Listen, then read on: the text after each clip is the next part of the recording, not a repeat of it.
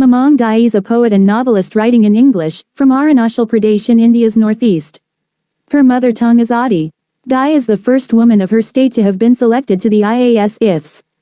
However, she gave up her career in the civil service to pursue a career in journalism. Dai was correspondent with the Hindustan Times, the Telegraph and the Sentinel newspapers and was president, Arunachal Pradesh Union of Working Journalists. She also worked with Worldwide Fund for Nature in the Eastern Himalaya Biodiversity Hotspots program. Her first publication River Poems hailed her as one of the most intensely poetic voices from the Northeast region. In 2003 Dai was honored with the state's very A. Elwin Award for her book Arunachal Pradesh, the hidden land that documented the culture and customs of her land. She has featured in several national and international forums to promote the disappearing traditions of her state in the face of modernity and give voice to its people through the imaginative space of prose and poetry. A longtime member of the Northeast Writers Forum (NEWF). She lives in Itanagar. Her books include The Legends of Pensum novel, Stupid Cupid novel, River Poems poetry, 2nd edition 2014 Midsummer Survival Lyrics poetry, 2014 El Balsamo del Tiempo, The Balm of Time poetry, Arunachal Pradesh, The Hidden Land nonfiction, Mountain Harvest, The Food of Arunachal, The Sky Queen and Once Upon a Moon Time illustrated folklore for young readers, Hambrilmais Loom folklore, 2014, The Black Hill novel, 2014. The novel has beautiful story that takes you to the gorgeous Mishmi Hills of Arunachal Pradesh. The fictionalized story based on real events. Story revolves around the battle between indigenous tribal population from Arunachal's remote hill settlements and British.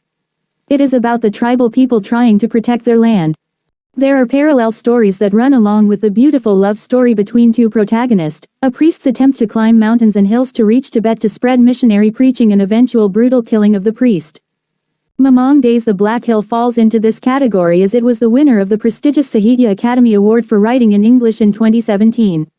It is a historical fiction which is inspired by true recorded events that occurred in the mid-19th century Arunachal Pradesh. The story of the Black Hill takes us back in time to Arunachal Pradesh of the 1840s and 1850s. Here, in this land, which is yet untouched by the British and left alone by the Chinese authority in Tibet, arrives a French pastor, Father Nicholas Crick, to spread the word of his Lord, and perhaps establish a mission in southern Tibet. Highly ambitious and deeply religious, he is not someone who is easily deterred by unfamiliar terrains and unwelcoming tribals. On the other hand, belonging to the Abor tribe of Mibo village, Gimur is a feisty young lady. Carefree and bold, she doesn't care much for social taboos and dictates, she does what she likes. However, times are changing and fear of the imminent arrival of the British hangs heavy in the air. Until now, the British had carefully avoided their territories, but for how long will it be the same? As many tribal villages come to terms with the changing realities of their time, Gimur comes across Kajansha, a brave young man from another tribe. They fall in love and decide to elope. But the happiness which once seemed so close will continue to be elusive. In a landscape that can be both evil and serene, and a time which ominously hints towards an imminent war. Kajansha, Gimur and Crick will find their paths colliding not once but many times. An overzealous priest, a headstrong girl and a simple tribal. The characters are what make the Black Hill such a beautiful read. On one hand is the shy but feisty girl Gimur who goes against her tribe and breaks all taboos to marry the love of her life. On the other hand is Kajansha, who is young and brave but does not seek war. He wishes to unite all tribes against the British in order to protect their land and their ways. He realizes the futility of his mission because it is impossible to bring together rival tribes, and yet he is determined to do whatever it takes to keep the white men out of their land. Father Nicholas Crick is another determined and brave soul who wants to spread the light of his Lord in the mystic land of Tibet. His eyes are set on Tibet and there is nobody who can stop him. But before Tibet, he will have to brave the difficult terrains and hostile tribals of Arunachal Pradesh. All these characters, who are so unique and yet so connected, leave a deep impact on the reader and are a pleasure to read about. The Black Hill by Mamang Dai tells the gripping story of locals in northeast India afraid of the imminent arrival of the British in their land yet untouched. Set in the mid-19th century, the action takes place in the northeast, the region that spreads from Assam to Arunachal today. The East India Company is seeking to make inroads into the region, and the local people, in particular the Abor and Mishmi tribes, fear their coming and are doing all they can to keep them out of their territories. The author takes a recorded historical event, the mysterious disappearance of a French priest, Father Nicholas Crick, in the 1850s, and the execution of Kajansha from the Mishmi tribe for his murder, and woven a gripping, densely imagined work of fiction around it. And, even as the novel tells the story of an impossible journey and an elopement, it explores the themes of the lure of unknown worlds, the love people have for each other and their land and the forces of history. Gimur, a girl from the Abor tribe, runs away with Kajensha from the Mishmi tribe, and they settle down on his land near the Tibetan border. Father Crick's attempts to reach Tibet to set up a Jesuit mission are foiled repeatedly by the local people, not because of any personal animus towards the priests or their work, but because they feel, rightly, that once the priests come, the British, with their guns and their garrisons, will follow. The story revolves around events in Gimur's and Kajensha's villages and is also seen from the point of view of Father Crick, a gentle, intelligent man, devout but no bigot, whose determination to reach Tibet no matter what the cost, impacts tragically on all those who encounter him. A memoir that takes you to mid-19th century Arunachal Pradesh, where the Europeans were looking to enter this untouched paradise. The rest of India was preparing to overthrow Britain's in Sepoy Mutiny. Arunachal was a land of tribal kingdoms of the Mishmis, Abors, now Adi, Apatanis, and the Tibetans living together in a shared heaven. This book is a tale of the very first Europeans who set foot on this land and created a conflict that lasts till date. A historical plot weaved together with the values of work, labor and love. A must-read to know the emergence of Arunachal Pradesh as a state and how these tribes thrived. Beyond the religious fault lines. The British has a long history of going places and creating conflicts that never ends. They go away, but the people in those lands suffer in loss and war for multiple generations. Northeast of India was tribal lands who led their lives by their own rules, the generational histories of the clan tied to the sunrise and sunsets on the hills they lived on. With onset of colonization, British found routes to AP and started a war. The Black Hill is a story of a tribal chief and his romance with a woman from different tribe. A French pastor worms his way into this land and to their love story on his way to Tibet, a land that's locked to the foreigners, especially whites. There is love, there is war, there is bitterness, and above all, it is a story about land and the stories it holds, the people it contains and births. A story of a state, its people and their resilience. The unrest and unsettling that had engulfed dates back prior to invasion of the British, mainly due to the rivalry between clans emerged out of suspicion and dread. This book offers many snippets of the tribal and colonial history during 19th century. British has by then started to invade parts of Nagaland including Assam and is eyeing cautiously to march towards north present state of Arunachal Pradesh to clasp hilly villages adjacent to Himalayas and Tibet. Their prolonged negotiations and persuasions are turning out futile, exhibiting the tribe's stubbornness. So insecure they are, that they don't even allow a gust of wind passing from strangers, i.e., white men, towards them. Gimur from Mebo village of Abor clan elopes and marries Kajensha, a tribal chief of Mishmi clan, and they settle at Zayul Valley bordering Tibet, which is Kajensha's place. Their conjugal life beholds many disturbances as a result of deceptive ploys devised by other tribal chiefs. Parallel to this, a priest named Nicholas Crick from France sets off journey on his assigned mission to spread the word of gospel in Tibet. Then Tibet was a restrained country to any such missionary activities. Now Crick is left with no other way except detouring via India, crossing these sentient hilly areas where a white man is utterly unwelcomed. Paths traveled by Gimur and Crick often intersect but hesitate to intervene with each other. I loved Mamang Day's atmospherical writing so much, and her topographical detailing makes everything lively.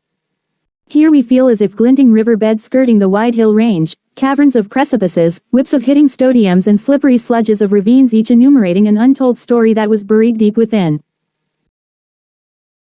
The author has phenomenally weaved an enthralling and intriguing fictional story based on a true incident of two priests, Crick, who was joined by Bari later, visiting this part of the country but whose whereabouts went missing without entry in records, for which the reasons unknown till now. There are many facets in this book: unrequited love of Kajensha and Gimur, sheer perseverance of Father Crick to reach Tibet, surpassing dejection, fatigue and hunger, various beliefs and superstitions of the people, and as a whole we observe the transformation of tribal communities from being resistive to receptive, slipping into shackles of the British unknowingly.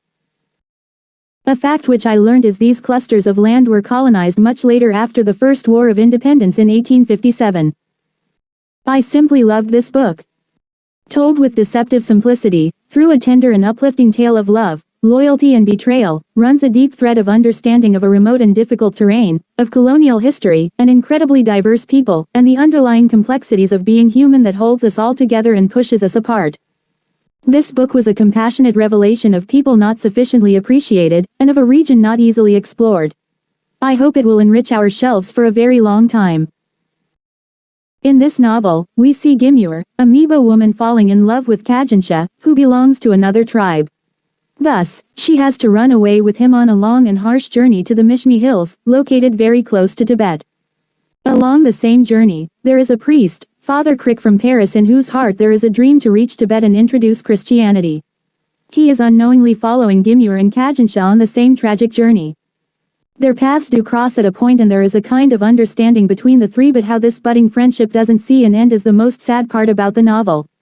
You don't know what kind of stories will emerge and what fate has written for you when you meet a person for the first time. There is underlying politics, legends, love, friendships, memory and loss throughout the narrative. Mamong Dai talks about dreams and omens as the most important part of the lives of these characters. Revenge is also a crucial event in their lives. There is also a conflict between the old and the new as the people from Arunachal Pradesh encounters colonialism seeping into their lands. Modernization is an uninvited guest in the hills. Christianity stands opposed to the indigenous religions. Mamong Dai gives you an account of real events back from 1847 after the first contact of the Mishmi tribe with the British and Father Crick. She is trying to collect oral history and documenting it so as to give a permanent life to it. That was a place where faith and reason were not in opposition but seemed to combine. They were the people who valued traditions. He was a messenger of Christ, courageous and patient. This is a story of their chance meeting. There are two parallel narratives in the book, one of Kajensha and Gimur trying to lead a stable life amidst their own fears, challenges, and the other one is of Father Crick, who wants to reach Tibet to establish Christianity, and the only way to reach is to go through Kajensha's territory. Father Crick seeks support from these tribes to reach Tibet and is determined to do so at any cost.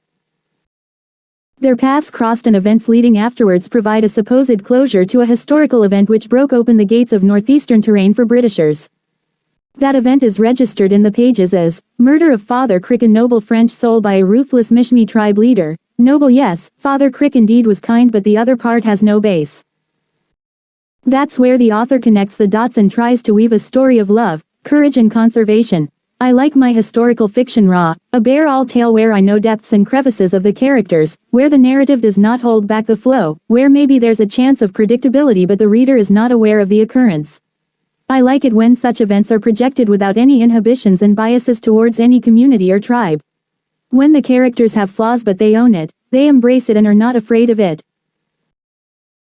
I like it when the place is treated as a central subject and everything else revolves around it. This is a book which has everything I like and where the imagination holds power over the reality. A book which highlights the struggle of a determined and devout man who meant no harm but was caught in an unseen and tragic array of events. It is a book which focuses on the insecurities and insolence of ancient tribes who were trying to protect their land at any cost. It is a book which tells you that nature can be cruel as well and how Miglin's Britishers were looking out for that one chance and marked one more state with their cruelty. And of CRS, no book based on Ney states can go without the mention of natural beauty, varied fauna, distinct tribal identities, a mine of natural resources, alluring lore and myths, a place where people wake up with first ray of sunshine and are as protective towards their land sums.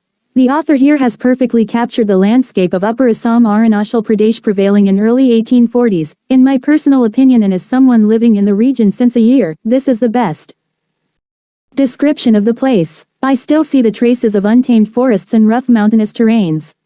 A complex and important portrayal of the Mishmi, Abor and various other tribes of Upper Assam and Arunachal Pradesh. Set in the 1850s, this historical fiction paints a vivid picture of the landscapes, culture, customs and lifestyle of tribes amidst a story of love, struggle and devotion. We get to know the British foray into Assam and beyond, and how a French priest, an Abor woman and a Mishmikif set in motion an unexpected string of events to follow.